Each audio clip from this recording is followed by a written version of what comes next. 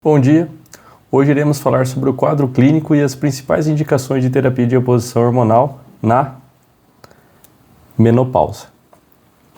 Então, qual é a definição, primeiramente, de menopausa? Menopausa é definida como amenorreia, ou seja, ausência de menstruações há 1 ano.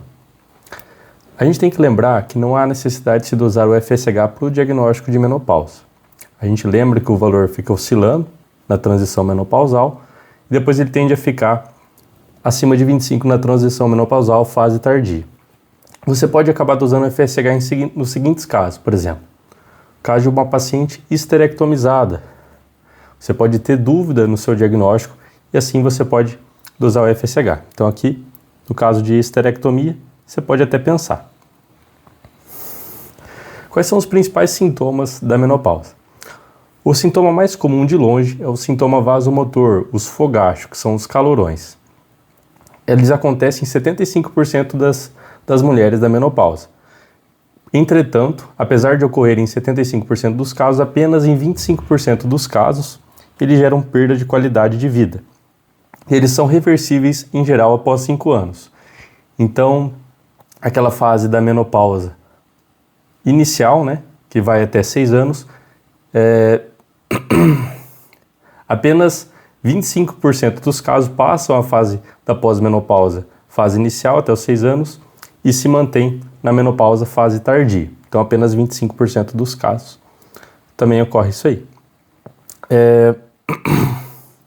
Sintomas geniturinários. Quais são os sintomas geniturinários? Como sintomas geniturinários, a gente vai ter a atrofia do epitélio e redução da lubrificação, tanto do epitélio e da lubrificação do trato genital quanto do trato urinário. Então, a atrofia do epitélio e redução da lubrificação do trato genital vai causar dispareunia, que é a dor da relação sexual, e a atrofia ou redução da lubrificação do epitélio urinário vai causar urgência, incontinência urinária, infecções urinárias de repetição. Então, é tudo de repetição. Outra coisa que a gente tem que comentar sobre o tratamento. A terapia sistêmica trata tanto os sintomas vasomotores quanto os sintomas genito-urinários. Entretanto, muitas vezes é necessário a associação de terapia tópica para controle dos sintomas genito-urinários. Então, alguns pacientes são refratários apenas à terapia sistêmica e para controle dos sintomas genito-urinários necessitam de terapia sistêmica associada à terapia tópica. Da mesma forma que alguns dos sintomas geniturinários podem ser tratados exclusivamente com terapia tópica.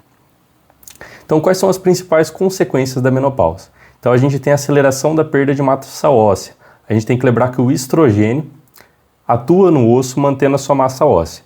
Então, essa aceleração da perda de massa óssea vai gerar o quê? Maior risco de osteoporose e de fratura associada. Outra coisa que a gente tem na menopausa, aumento do risco cardiovascular. Esse aumento é tão considerável que a mulher a partir de 70 anos tem um risco cardiovascular igual ao dos homens.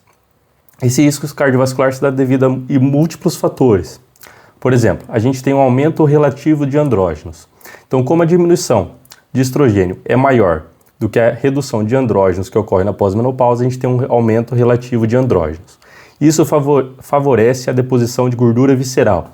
Então, tem um aumento de gordura visceral. O aumento do quê?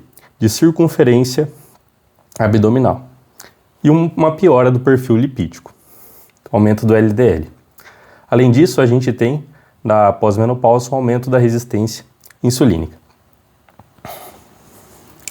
Quais são as indicações da terapia de reposição hormonal sistêmica? Por que a gente está falando sistêmica? Porque a terapia tópica da menopausa pode em qualquer idade, tá? Então aqui ela pode em qualquer idade. O paciente tem que ter o quê? Sintomas climatéricos indesejáveis e idade menor que 60 anos ou tempo de menopausa menor que 10 anos. Por quê? O paciente que entra nesse critério, ele está o quê? Na janela de oportunidade. Depois desse tempo, o paciente já passa a ter aterosclerose estabelecida.